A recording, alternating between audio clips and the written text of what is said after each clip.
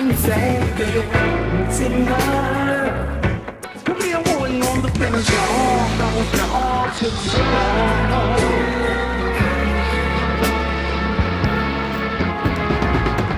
ở xa lắm trời đâu trời không nên nên nên nên nên đâu nên rất im lặng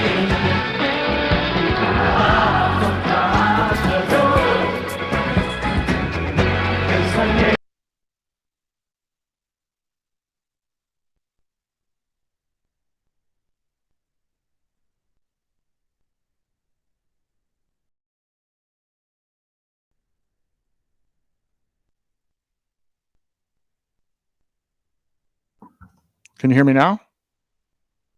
Perfect.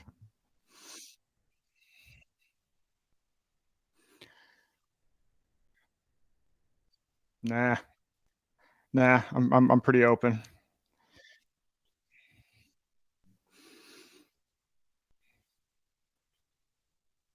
Yep.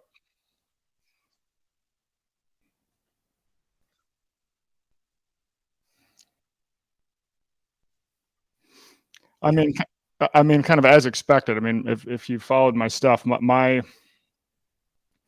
main purpose in running is to get people to take their money out of banks and move it into self-custody alternatives. It's not so much about winning the race. I don't think it matters who the next president is. I think it's more important that we stop CBDC, which is something that has to happen before the next election. So I am running into challenges with the traditional media. I've gotten all kinds of press coverage in the past doing political activism.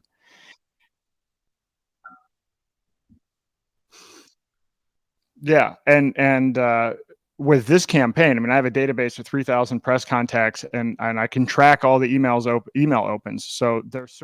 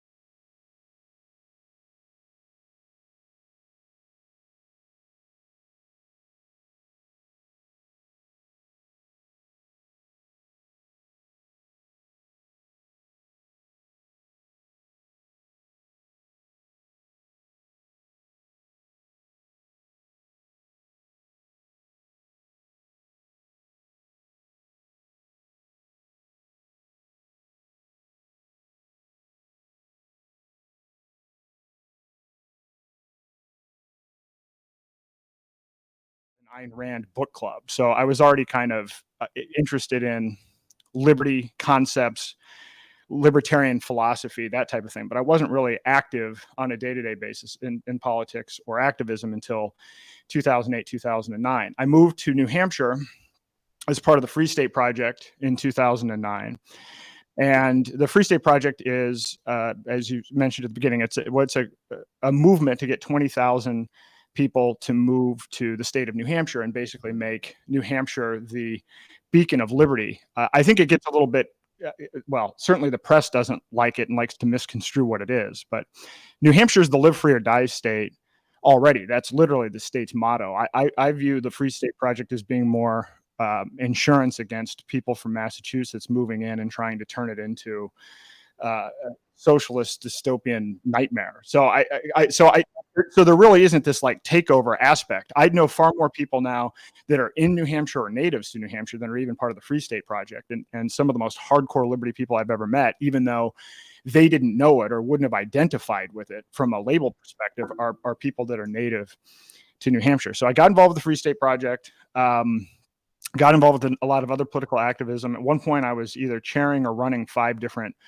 organizations. So I was the chair of the Free State Project for a while. When we actually hit the 20,000 signer number, I was the chair of the Republican Liberty Caucus of New Hampshire, where we recruited over 100 people to win at the state level in the 2014 election cycle. I started a super PAC called Stark 360, which got involved in both state and federal politics. I was the CEO of the Atlas Society, which is a think tank that promotes Ayn Rand's philosophy. And I was still running a company at the time. So I got really heavily involved in that. I mean, I'm not going to go into a lot of details with this. I was not supposed to be a candidate. I'm kind of a behind the scenes person. I'm more of a, architect things behind the scenes. But what I found was that it was difficult to recruit candidates, and it was difficult to recruit candidates for certain positions. So I was focused on New Hampshire in particular. And what I have been saying and a proponent of within New Hampshire is that there are a lot of people in New Hampshire and the Free State Project that think that the state is grassroots and runs from the bottom up. And it's not true. The state is completely controlled from the top down.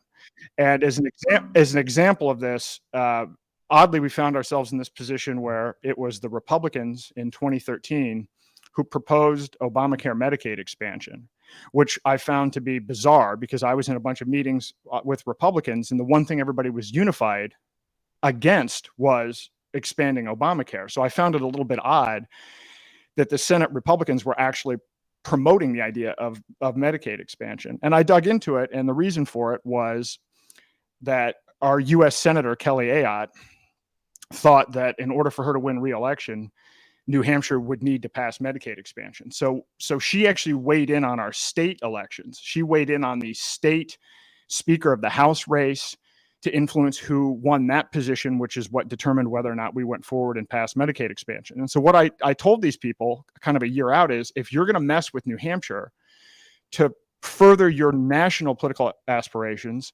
I'm going to interfere with your national political aspirations. And I recruited a slate of candidates to run for both of our congressional seats, the U.S. Senate seat, and for governor. And I ended up being the candidate for U.S. Senate, running as an independent, and I cost Kelly Ayotte that seat, which was the most expensive U.S. Senate race per capita in United States history, and it ultimately ended up determining control of the U.S. Senate, which is what I told them I was going to do, and so on and so forth. I got into some trouble and some lawsuits related to that, and then I finally decided to get out of politics entirely in 2018 and said, listen, I'm done with this because it is controlled from the top down. The bottom up approach isn't going to work. We're running out of time. This seems to be a waste. And so exited politics and went 100% into crypto. And by the way, I was introduced to Bitcoin in 2012 by another Free Stater, Ian Freeman and Mark Edge, who have a radio show called Free Talk Live. And I decided in 2019, I'm just going to move entirely into crypto. And my idea being that, you can't fix this broken rigged system. Let's work on something that separates and gets the state. So get money out of state. Let's separate money in state. And then let's use the same technology that we're talking about for separating money and state from separating, getting third parties out of a whole bunch of corrupt areas, whether it's stocks or trading, basically anything. Let's just enable peer-to-peer commerce. Got involved with that, and then saw what happened with COVID tyranny. Watched my daughter have a dance recital outside in the snow with people social distancing where they're wearing masks, which is, absurd. And then I saw the beginnings of a complete crackdown on crypto. So the person that introduced me to crypto is now, Ian Freeman, who I mentioned earlier, is looking at 30 to 70 years in prison, basically for selling Bitcoin. That's essentially what he did. I saw other folks, and you've probably seen this recently, another Free Stater, Jeremy Kauffman, who's now the president of the Free State Project. His company Library was targeted and basically pushed out of business by the SEC. There is a complete crackdown on crypto.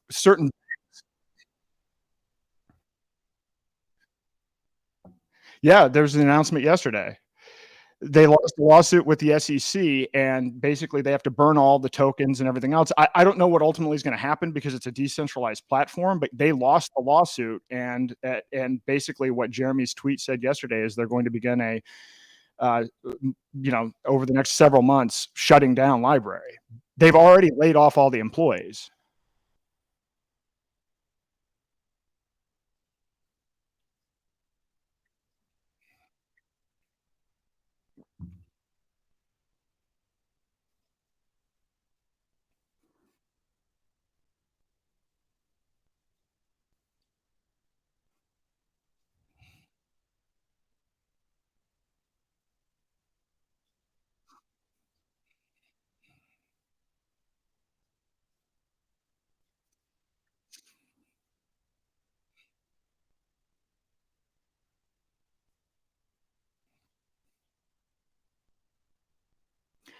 And literally yesterday. I mean, it's been a 5-year-long legal battle, and I wrote a book, called, here we go. It's the Final Countdown, which isn't going to show up very well, but anyway, the Final Countdown, which is on Amazon, which basically talks about the fact that there's overlap between why we had COVID tyranny and why Jeremy's company Library is being shut down, and why Ian's going to jail, and why banks that are engaged with crypto were pushed into insolvency, because there is a plan to basically usher in a one world government with central bank digital currencies and digital tracking and social credit scores. This has been something that's been a long time in the making, and I outline this in the book. They've been working on this for over 100 years, but it's really started to accelerate with the UN 2030 Sustainable Development Goals, which actually started in 2015. So they're halfway through the implementation of that.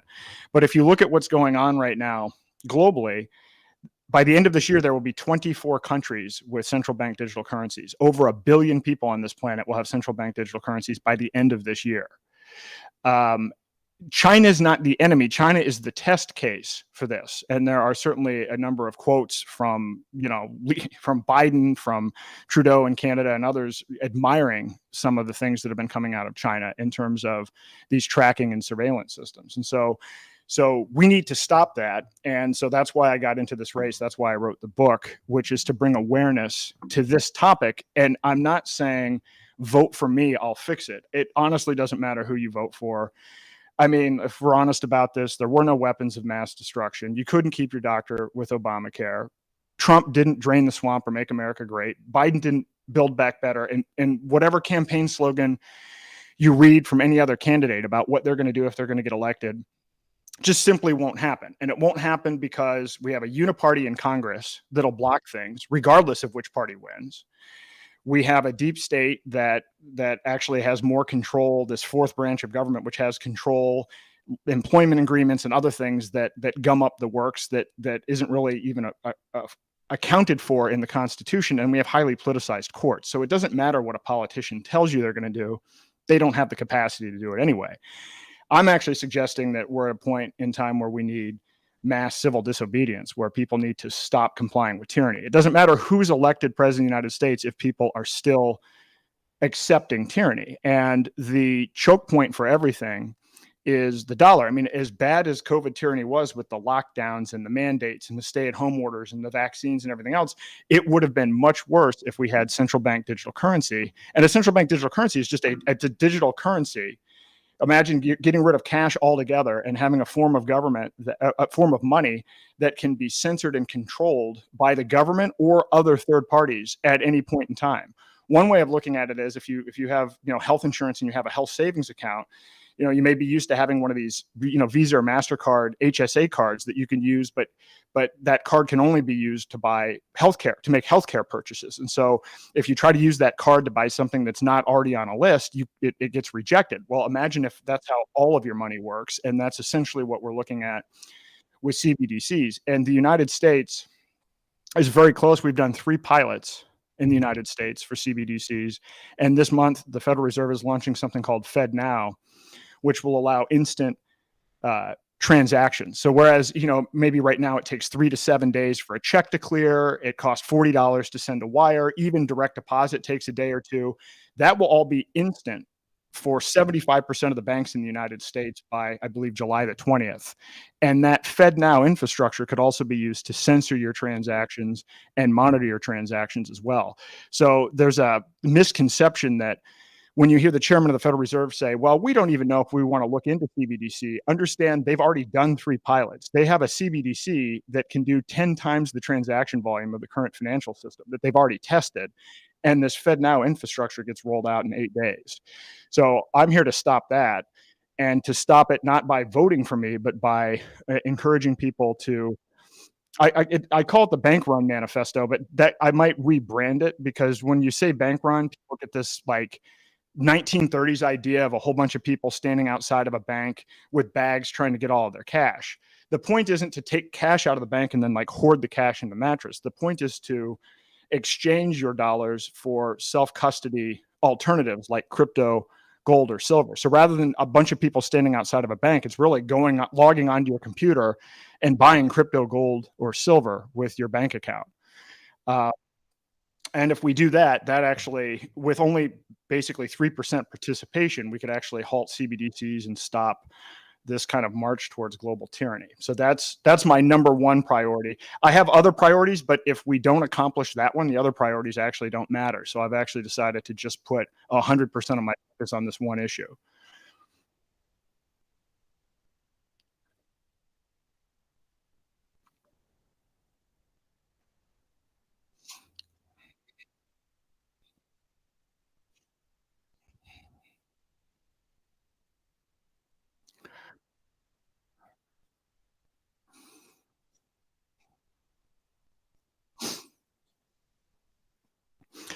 Well, my statement about Obamacare was simply related to the fact that Obama claimed you'd be able to keep your doctor and you couldn't. My personal experience was Obamacare destroyed my business. So I'm not running on an Obamacare or even a healthcare platform. I'm actually literally running on this.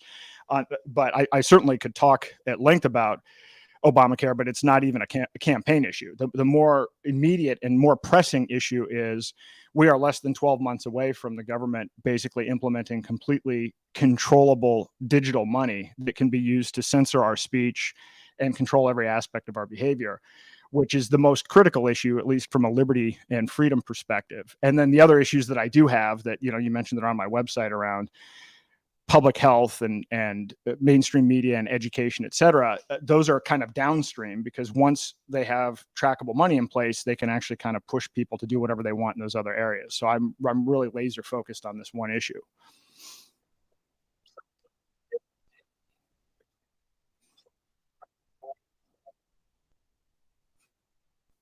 Well, so there's some interesting points about money in general. And this, again, I wrote a book. I can't go over all of it now, but I can go over some of the high points.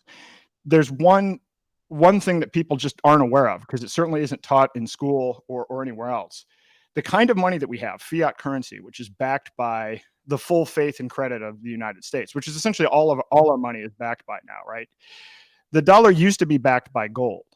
It used to be that $20.67 could buy an ounce of gold. And then FDR said, well, we're gonna change that. Now $35 buys you an ounce of gold. And then Nixon took us off of the gold standard in 1971. So the dollar is now backed by nothing. But fiat currencies that are only backed by the full faith and credit of whatever the government is that issues, have a 0% success rate in human history. Zero. There have been thousands of fiat currencies in human history. A guy named Michael Hewitt wrote a book called Dollar Days. He analyzed 750 fiat currencies, and he found that they all fail. The average fiat currency only lasts 27 years, and they fail for a number of reasons that, when you look at the common reasons why, whether it's, you hear stories about post World War I Germany, a woman going to a grocery store with a wheelbarrow full of cash, and goes into the store and comes out and the wheelbarrow's gone, but they left the cash, right? Because the inflation was that high.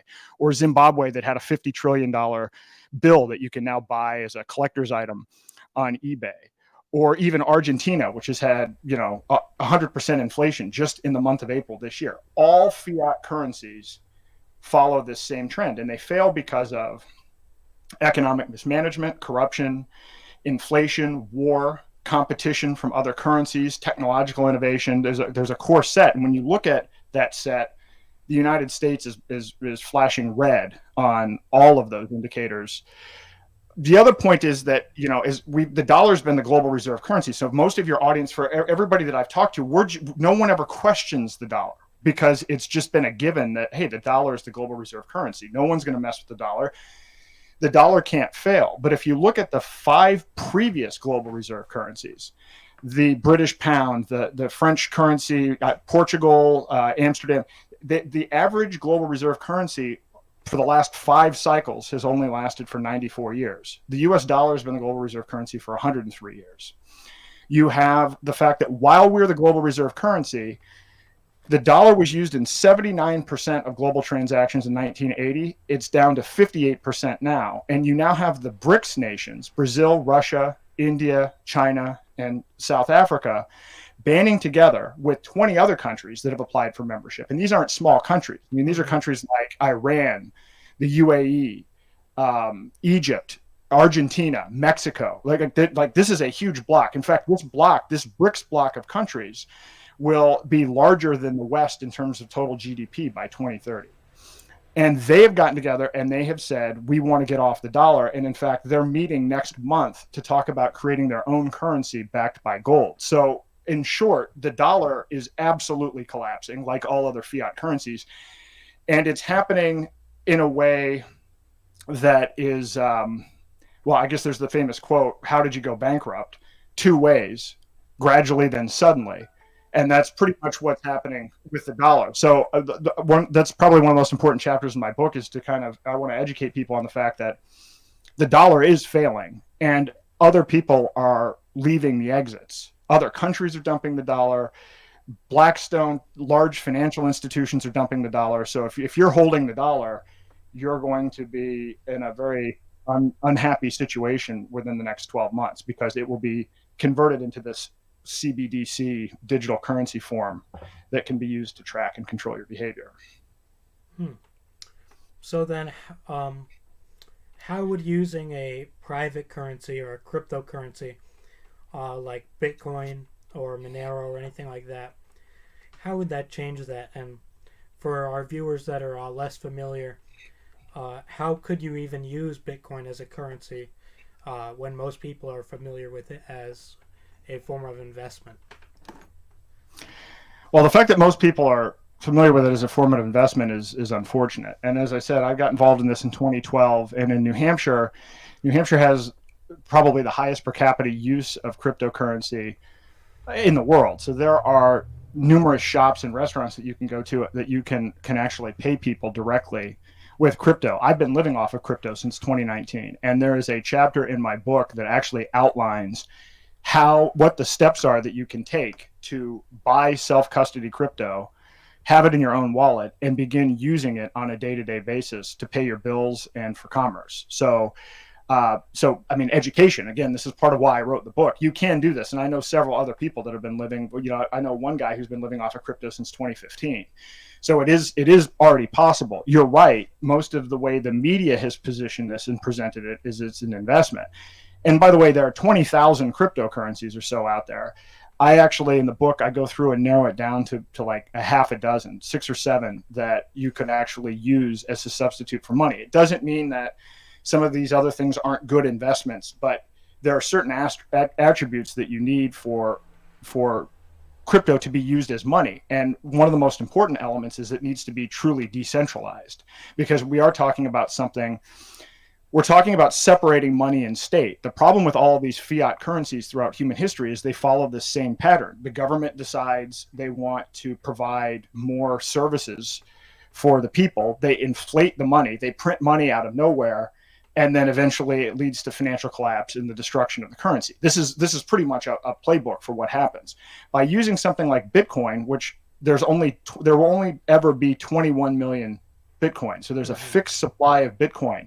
No politician can determine how many Bitcoin are in existence. Politicians and their policies have nothing to do with it. It's literally a separate form of money, but it's decentralized in a way where it's not controlled by any particular corporate entity, any nation. It is truly decentralized. So it's an actual invention and a real revolution in money that enables a new way of facilitating trade that doesn't involve third parties or government. And given the fact that fiat currency has a 0% success rate, I think it's probably worth a shot to try something new. Maybe. But again, in my book, I'm not just sitting here saying, hey, crypto, this isn't just a crypto thing. I also suggest gold and silver, any self-custody asset. But I want to stress the importance of self-custody because, as we learned from FDR in 1933, the government confiscated gold.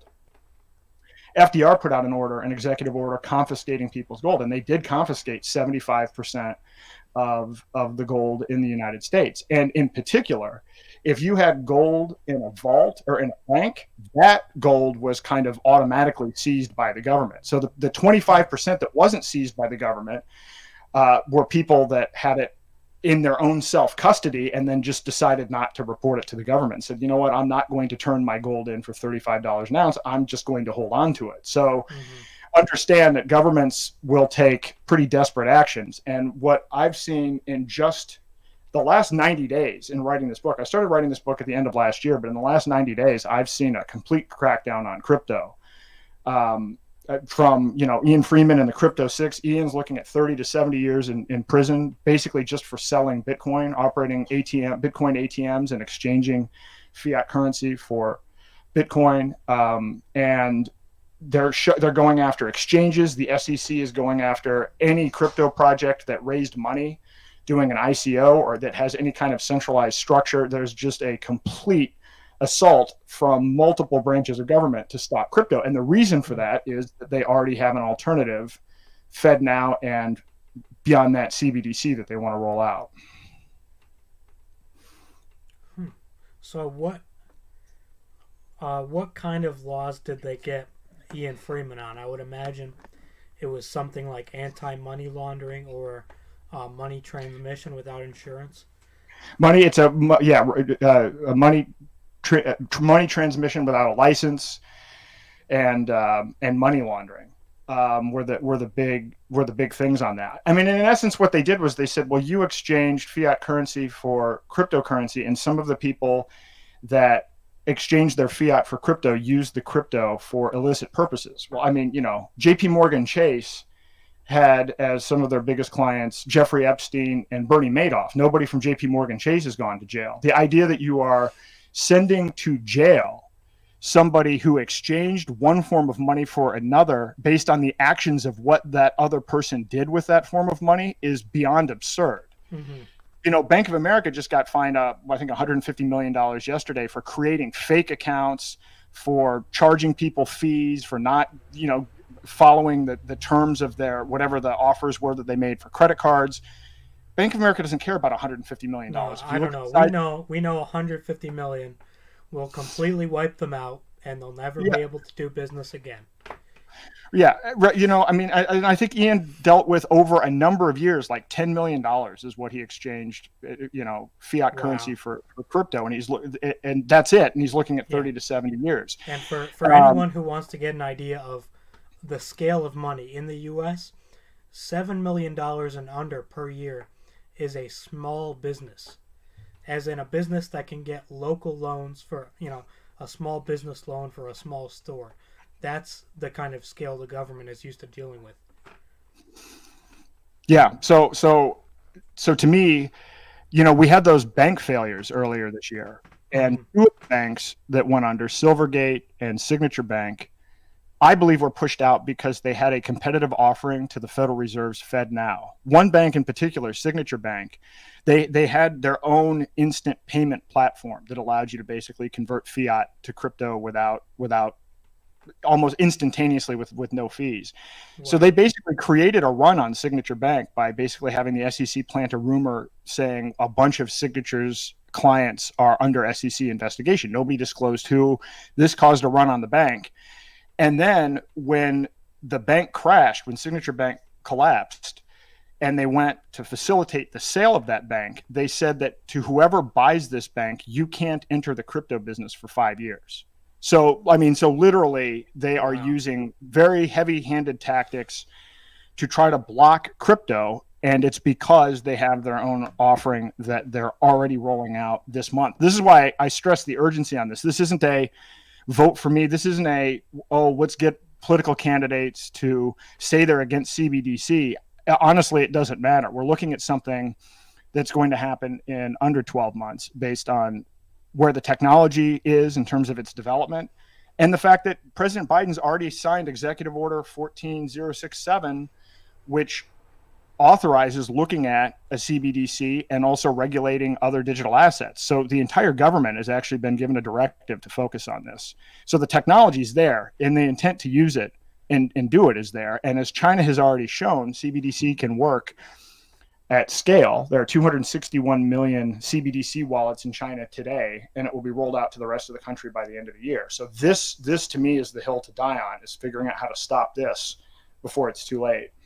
So what does this mean for the average person and for any particular kind of person, political people, businessmen?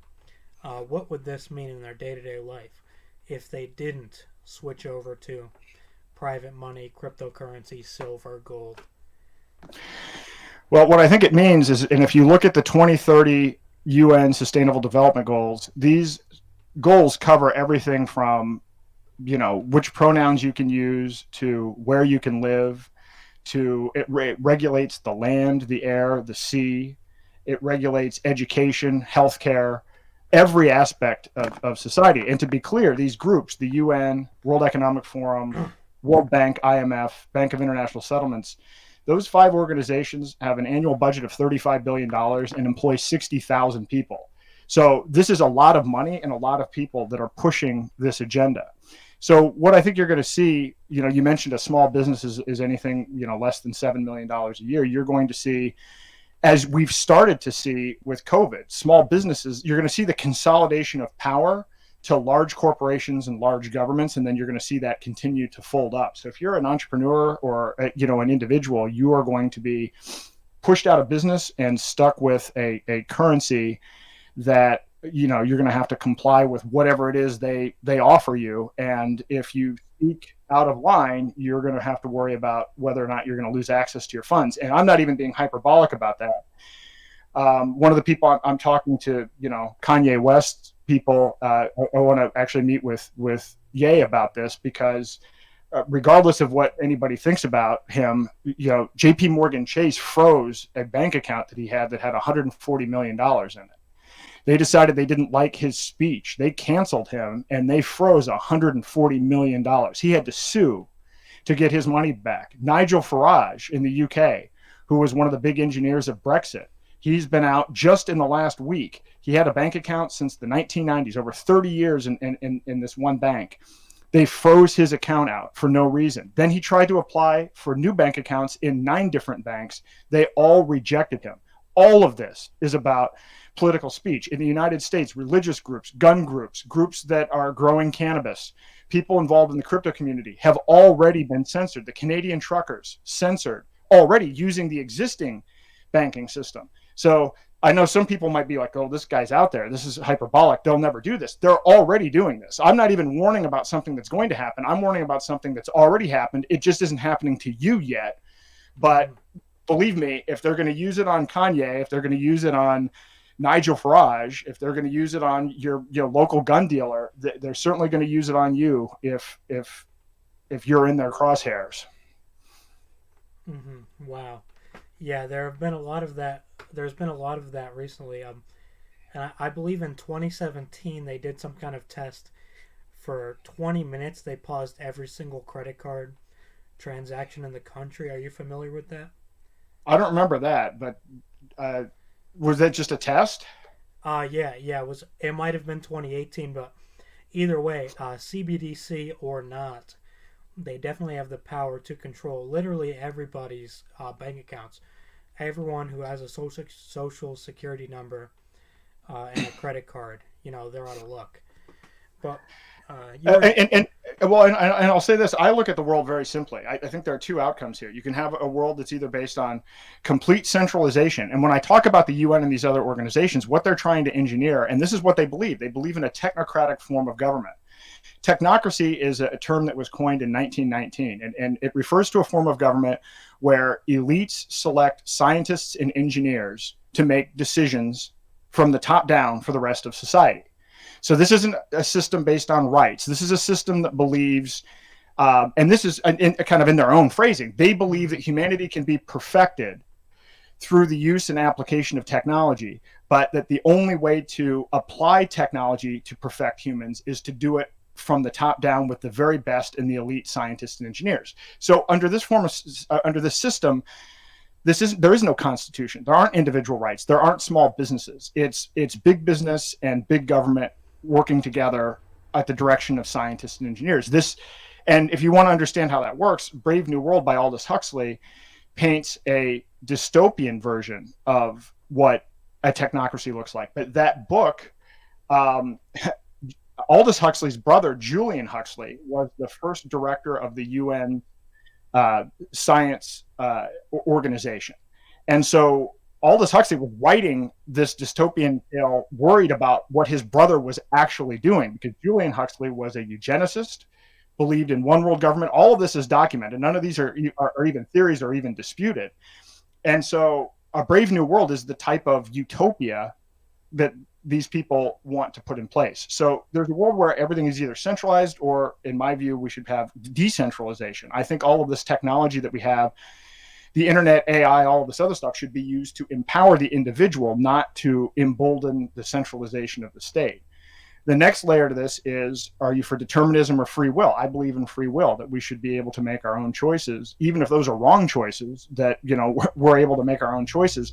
Under this model, with social credit scores and everything else, the scientists and engineers are architecting basically an app, which you can see in China, which is, if you look at the Chinese social credit score, in China, people are recorded at the very minute level. Like, for instance, if you go to China as a guest, as a visitor, they measure how many squares of toilet paper you use in public restrooms. There are 26 million surveillance cameras in China. They measure what you buy. They measure all of your internet activity. There's facial recognition software if you leave your city or village. And all of it is tracked and put into a social credit score. That is what they're wanting to roll out here. So you don't have a choice. You don't have free will, which is what I'm a proponent for in terms of making day-to-day decisions. And lastly, this is a system based on fear, whereas I think we should structure society based more on love. But if you look at the tactics of the UN and you look at the nature and structure of these social credit systems, they all use heavily fear-based tactics. So to me, this is what's at stake here. Wow. And for anybody not so liberty-minded, say more democratic people or apolitical people, how might the social credit score negatively affect them? Because we hear a lot about, political extremists and, they got them on anti-money laundering, they got them on this. But, for our more left-leaning people or left extremists even, how might that credit score affect them? Because, I could think of 100 ways, but you usually don't think of your average Democrat or even communist as being affected by these things. Well, look at it this way. When Trump was in power, if you're a Democrat, if Trump was in power, if Trump and his administration were determining what the behaviors are that you would be rewarded or punished for, wouldn't you be worried? You don't know who's going to be in power. So you might say, well, I think government's great, but Democrats don't think government's great when Republicans are in power. So what do you think is going to happen when you become the extremist when your political opposition is in power? So this is why I say this isn't a question about, you might say, oh, I don't like crypto. And honestly, I would encourage you to learn about crypto, because before trying to vilify, again, JP Morgan walks free. Ian's looking at 30 to 70 years in prison. JP Morgan was the banker for Jeffrey Epstein. They paid a fine, and there are people trying to recruit Jamie Dimon, the CEO of JP Morgan, to be president of the United States. So to be very clear and to put this in context, but to be honest, I haven't found anybody that likes banks. I can't imagine anybody in your office. I don't care what their political affiliation is. If you're a minority and you're a Democrat, you have been the victim of predatory lending. You've been completely screwed over by fees, on and on and on down the line. So I think I would say very simply, imagine if you're a Democrat, imagine the worst Republican in political power, and then imagine that they have the ability to control your money, and they have the ability to control your behavior using an app that's tied to digital money. That's why you should be afraid of CBDC and social credit scores. Yeah, I think that'll do the trick. So you're a big proponent of individual freedom, obviously. You have almost what some people would think of as a libertarian viewpoint, although I think that's obviously not really the case. But unlike many libertarians, you're not a fan of the non-aggression principle. Do I have that right? Well, I wouldn't say that I'm not a fan of the non-aggression principle. I just wouldn't. I don't even like to use labels anymore. I've been a libertarian. I'm technically a lifetime member of the Libertarian Party, but I was also the CEO of an objectivist organization. I tend now, part of what I did when I got out of politics is I spent 4 years working on kind of personal transformation and doing a lot of like my own stuff. I lost 150 pounds, spent a lot of time doing meditation and really working on myself, because as somebody who does value liberty, what I will say is the only true way to attain liberty is by taking control of your own thoughts, your own actions, and your own emotions. That's really all we can do is to fix anything. I mean, as much as we like to argue about politics or is China bad or is Russia bad, really we can change ourselves. And oftentimes we don't change ourselves because we're too busy getting pulled into these manufactured contests that we're supposed to get angry and outraged on one side or another. But really doing a lot of introspection, I've found is the most effective way to change things. Literally the statement, change yourself, change the world, I think is an accurate one. And I got a little off tangent there, but anyway, so. No, you're okay. I thought that was interesting tidbit. Anyways, it was the non-aggression principle. So what I believe in is I believe in decentralization, free will, and love. I don't even answer things about are you in this bucket or this bucket, because that would assume that I know enough about everything that's loaded into whatever anybody says about any of those concepts, and I just don't. I'm not up to whatever the latest is on labels. Hey, me neither, but that's a good answer. Okay, so you're running on a Republican platform, but most countries that are really crypto literate are more progressive, and honestly, most of them at least, have larger governments, save for maybe Nigeria and India, who has been very big on the CBDC thing. Given like your unorthodox platform, how do you plan to persuade people across party lines or across the country? Well, I wrote this book. So what I'm going to be doing is I have a 2-hour talk, or an hour and a half talk, just on this book. Okay. To lay out, because what I'm talking about is unusual, I guess. It's certainly not. It's not, but I think it's very important. But it takes time to lay out the case. So in the book, I lay out what does this future dystopia look like? What does it look like with CBDCs, one world government, and social credit scores? I start with that as kind of a fictional tale at the beginning. But then I talk about in the next chapter why everything that's in this fictional part already exists in the world. I talk about the social credit scores in China. I talk about UBI. I talk about all of the different, vaccine passports and centralized programs that I lay out in the fictional thing. And then I talk about the state of CBDCs today, to let people know that this is here now, and 1 billion people will be on this by the end of the year.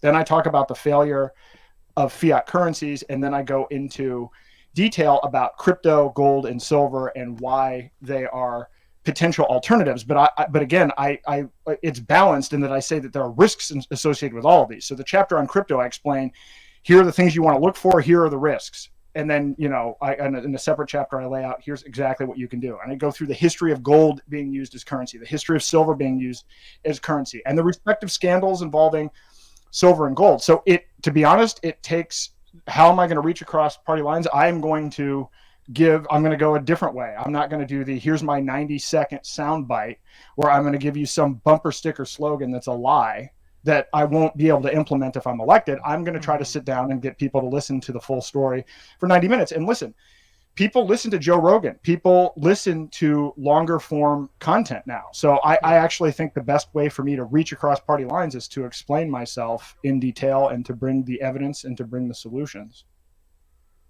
All right. Well, there you go. And anybody looking to vote for you or look into you, rather, where could they look? And if they do want to vote for you, what should they do? Well, you can go to my website, day2024.com, and that website has all the information about my campaign. It has the bank run manifesto. It has the link to my book. I'm mostly on Twitter because I've been either shadow banned or removed from other platforms. I mean, I'm on Facebook, but I don't find Facebook to be very usable. So I'm at Aaron R. Day. But I want to be very clear once again about something. I am not running on the I'm your savior platform. The reason that I'm running as a Republican, frankly, is to get into the presidential debates so that I can talk about the ideas that I've talked about here today in front of 80 million people. That is the number one reason that I'm running as a Republican. Now, what do I need to do to get into the debates? I need to get 40,000 donors, a minimum of 200 in each state. So you can donate as little as $1 to be a part of that, but that's one of the criteria for being eligible for the debate. So I take, fiat currency. I also take cryptocurrency. I've been taking cryptocurrency for political related causes all the way back to 2014. And I need to pull at 1% in 3 national polls. So what I would ask for you to do, if you like what I'm saying about the importance of stopping CBDC, then go to the website, donate $1 or more. And then when you're polled, vote for me in a poll if somebody calls. But then I would say this: if we're not successful pulling off this bank run, if we're not successful stopping CBDC, don't vote for me, because there isn't anything I'm going to be able to do anyway. I mean, so again, I know this is an odd pitch for a politician. I guess my pitch is a little bit different. Help us take mass, action and mass non-compliance in exiting and boycotting the dollar and boycotting the banks. And then if we're successful with that, then we can talk about voting for me in the general election. And let's use this Republican debate stage as the platform to do it. All right, there you go. Aaron Day, day2024.com. I think we could wrap it up here. Okay. Thank you very much for coming on. Thank you for having me. We're independentgazette.org. This is Aaron Day, day2024.com. Check them out. Take your money out of the banks. Thank you, Aaron. Thank you. Have a good one. Bye.